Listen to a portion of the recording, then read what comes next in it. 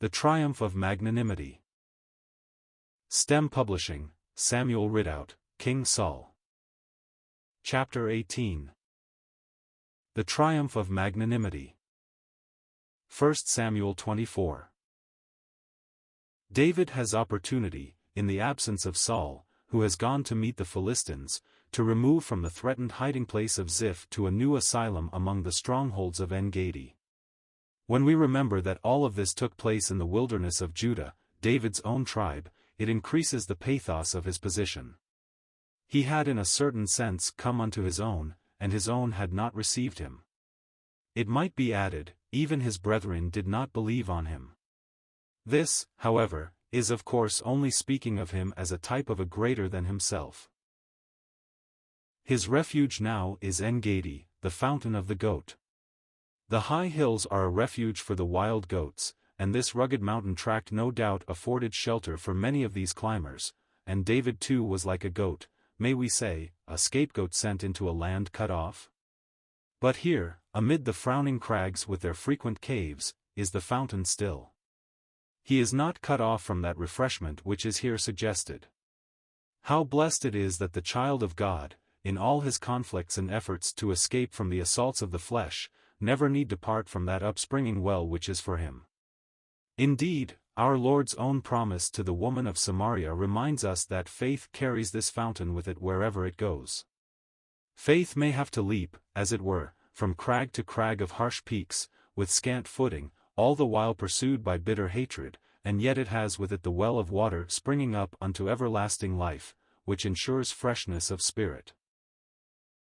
David at this time doubtless wrote a number of his sweetest psalms, and we can think of Psalm 63 as being the expression of his soul. O God, thou art my God, early will I seek thee, my soul thirsteth for thee, my flesh longeth for thee in a dry and thirsty land, where no water is. No water for nature, but, as we have just been seeing, a refreshing spring for faith. In this psalm David looks back to the displays of God's power and glory as he had seen them in the sanctuary, in that quiet enjoyment, perhaps, of communion with Samuel and the prophets at Naioth, or with the priests at Nob. Those times are over, for the present at least, but even here, as he muses upon the unchanging grace of God, his soul is satisfied with marrow and fatness, and his mouth praises him with joyful lips. He can go further. And, as he thinks of past deliverances at Keilah or in the wilderness of Ziph, he can say, Because thou hast been my help, therefore in the shadow of thy wings will I rejoice. Still surrounded by evil, he adds, My soul followeth hard after thee. If Saul was following hard after him, he in his turn would flee all the more swiftly to him who would not elude his longing search, but whose right hand would uphold him in the midst of sorest difficulties. The historical setting gives significance to the closing part of the psalm we are dwelling upon. Those that seek my soul, to destroy it, shall go into the lower parts of the earth. They shall fall by the sword, they shall be a portion for foxes. A solemn prophecy of the doom which awaited Saul.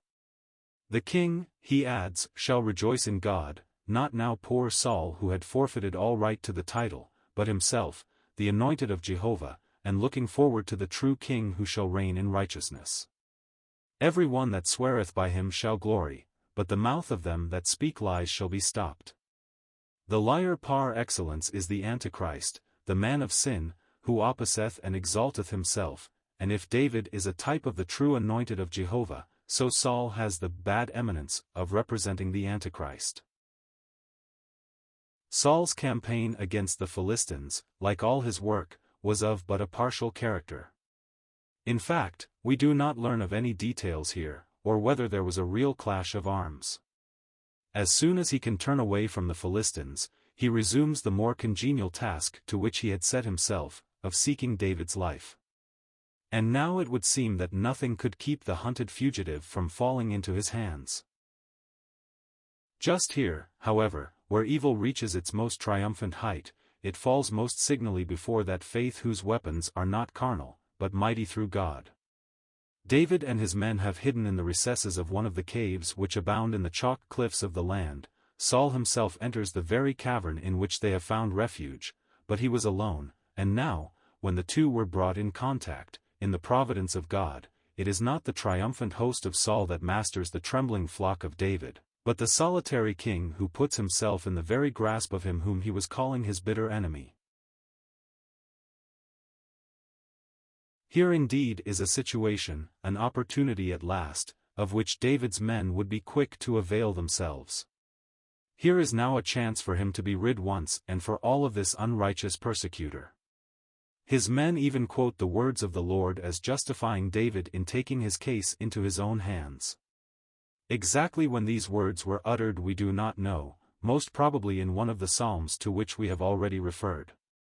David may have often repeated or sung these inspired and inspiring strains to his lonely followers in some dark hour, and now they may have turned his own words back upon himself and said, "See, the hour is come when your enemy has fallen into your hands, and shall you not now fulfill that promise of God which you yourself have made known to us, that he would overthrow him?"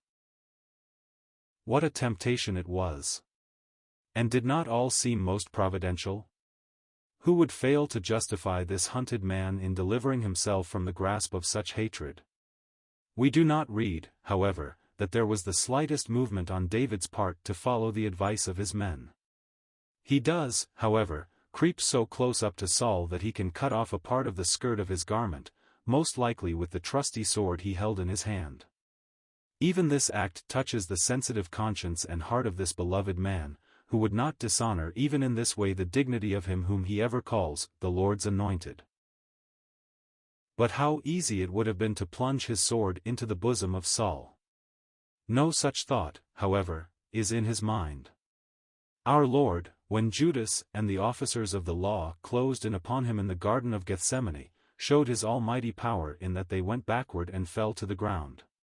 Peter, after the manner of David's men, might draw the sword and cut off, not a bit of the skirt, but the ear, only to have his holy master disclaim any fellowship with the act. He touches the ear, and heals it. It is sweet to see the mind of the master in the heart of his type. We may be sure it was but the anticipative fruit of a grace which our Lord has given, not to David only, but to all who follow him. But the little bit of the king's robe cut off by David might suggest to us the removal of the entire garment from the king who failed to wear it aright, a garment which should fall upon David. He would not now take it by force. One day, however, he would wear it in kingly dignity and righteousness, but David will wait until the time when the robe is given to him, but until then his heart would smite him even in taking the smallest portion of royal prerogative. How beautiful are his words: "The Lord forbid that I should do this thing unto my master, the Lord's anointed, to stretch forth my hand against him, seeing he is the anointed of the Lord." Saul was still his master and the Lord's anointed, and nothing would induce David, either directly or through the instrumentality of others, to harm a hair of his head. Little realizing where he had been, Saul arises and goes forth out of the cave, doubtless still intent upon seizing David. It is now we have a most dramatic scene, one which cannot fail to stir the coldest heart. David, who had been fleeing from Saul all this time, boldly now casts himself before him. He would heap coals of fire upon the king's head, and give him such an abject lesson of his loyalty that even the hard heart of Saul is for the moment softened. It is the self-abandonment and courage of love, which intuitively grasps the situation, and makes fullest use of it. There could scarcely be a more powerful appeal made to the heart and conscience of Saul, surely an appeal which we may well believe our gracious God permitted, who would even yet bow that proud heart in true penitence. David lays the blame of Saul's pursuit upon others, rather than upon the king himself. "Wherefore hearest thou men's words, saying, Behold, David seeketh thy hurt?" Magnanimously he passes over the enmity so well known both to himself and to Saul, and singles out only the cowardly treachery of those who incited the king. These doubtless were sharers with him in his wickedness, although, of course, Saul was not thereby exonerated. Had David listened to his advisers, he could have taken the life of Saul. How all this must have appealed to the proud king, and brought the blush of shame to his cheek. Touchingly, too, David addresses him as his father, perhaps including in that title not only his kingly position as sire, the whole people looked upon as his family, but the more direct personal relation that existed between them. There could be no room for doubt.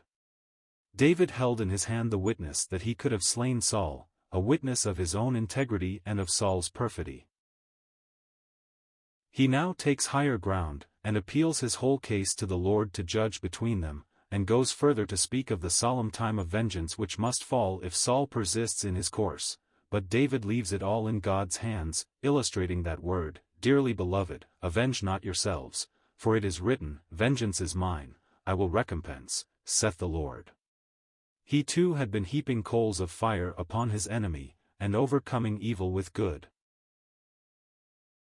He also quotes a proverb, perhaps well known not only to himself, but also to Saul, who could make his own application, "Wickedness proceedeth from the wicked, but my hand shall not be upon thee." It would be hard indeed for Saul to escape from the thought that he was the wicked one from whom nothing but wickedness had as yet proceeded. David also gives him the assurance that the magnanimity already shown will be continued as long as the persecution lasts. He had committed his case into the hands of a higher power, and personally he should be pure from the blood of Saul. He next speaks of the pitiableness of the whole scene. Here is the King of Israel, the commander of the hosts of the Lord, the anointed of God to lead his people valiantly against their enemies, and here were Philistines ever threatening the liberties of the Lord's people and the occupation of their inheritance, with other enemies ready to press in on every side, and he is concentrating all his energies upon one who, humanly speaking, is as insignificant as a dead dog or a flea.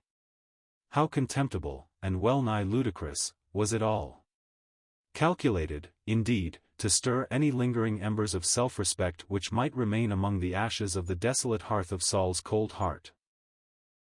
Saul seems melted and broken. What memories would that voice awaken of loyal cheer in that day of Goliath's mighty power, of gladness and hope when the dark cloud of the evil spirit pressed upon his soul, of songs of praise that told of the care of the great shepherd for the least of his sheep. How many a weary night had been soothed by that voice. He recalls, too, the relationship, as David had already done, possibly with the same twofold significance that we suggested there, "Is this thy voice, my son David?" And he is melted down to tears. Gracious drops indeed. Only, something more than sentiment or tender recollections is needed to melt the hard heart of pride, and what alembic can change the essential character of the flesh? There seems to be an acknowledgment of David's righteousness, and his own sin, "Thou hast been more righteous than I." David had rewarded good for his evil. He could not deny the proofs that were before him, when even God himself had delivered him into the hands of David. What a great moral victory for the son of Jesse! Who could deny that if an enemy falls into one's hands, he would wreak vengeance upon him, if that were really in his heart? Saul can but call down God's blessing in righteous recompense upon David for his mercy, and in that connection acknowledges that he will be king. So real is this to him that he takes occasion to elicit a promise from David that he will not cut off his house or his family name from Israel. Of this David assures him with an oath, and thus they part, Saul to return to his house, and David not to his, but again to those strongholds which had thus far proved his shelter. This in itself would show that the breach had not been healed, and that David realized it would be impossible fully to trust one who had shown such perfidy in times past, and who still refused to bow to God in the whole solemn matter. It would be well for us if we realized that a fair show of friendliness by fleshly men cannot be construed as a permanent reconciliation. The flesh and the spirit are contrary, the one to the other, and it is impossible that they should go on side by side without ever occurring conflict. So too with those who have prominently identified themselves with evil, and who are not delivered from that which holds them in bondage. They must ever act according to the behests of their master, and while there may be temporary lulls in the conflict between the ungodly and the children of God, these by no means show a change on the part of the former. Thus Rome has ceased its persecutions largely because it has had no power to carry them on. It would be a great mistake, however, to think that her enmity had changed, or that it was an impossibility that the fires of persecution should again be lighted. The same may be said as to the persecutions of Judaism, the hostility of the world, in fact, all that manifested itself at the cross of our Lord Jesus Christ. There, all power was arrayed against him. His accusation was written over the cross in letters of Hebrew, the religious world, of Greek, the polite and educated world, and of Rome, the political power. All alike united in one thing, their common rejection of Christ. Since that time the world has often spoken fair to the children of God, often, indeed, it has seemed as though some of the glowing promises as to the millennial kingdom were to be fulfilled in this day. Sometimes the saints have been deceived by this soft blowing of the south wind, and have let their little craft loose upon the treacherous sea of worldly approval, only to find, a little later on, the fierce storms beating against them. No, we can thank God when the enemy ceases to persecute, but we cannot accompany him back to his house, nor settle down at ease in the world, which is as much at enmity with Christ as ever.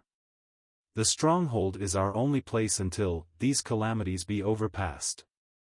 Let us then be ever on our guard, and await patiently that day when there shall be no need for wearing the armor, and when we can ungird the loins, and recline at the feast which celebrates the final victory over evil, and are entering into our eternal rest.